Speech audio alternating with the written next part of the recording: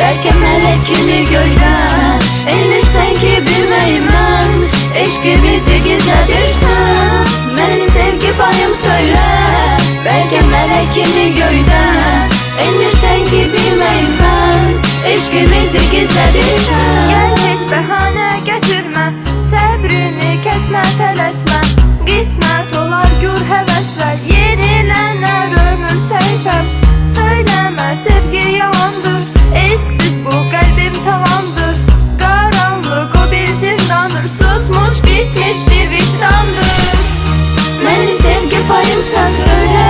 Belki melek kimi göydən Elmirsən ki bilməyim mən Eşqimizi gizlədirsən Məni sevgi payım söylə Belki melek kimi göydən Elmirsən ki bilməyim mən Eşqimizi gizlədirsən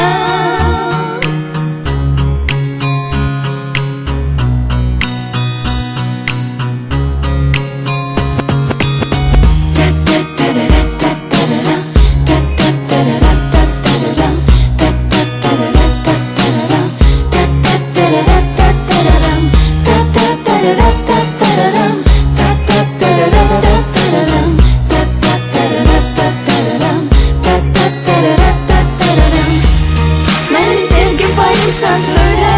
Belki melek kimi göydən Elmirsən ki bilməyim mən Eşqimizi gizlədirsən Məni sevgi payım söylə Belki melek kimi göydən Elmirsən ki bilməyim mən Eşqimizi gizlədirsən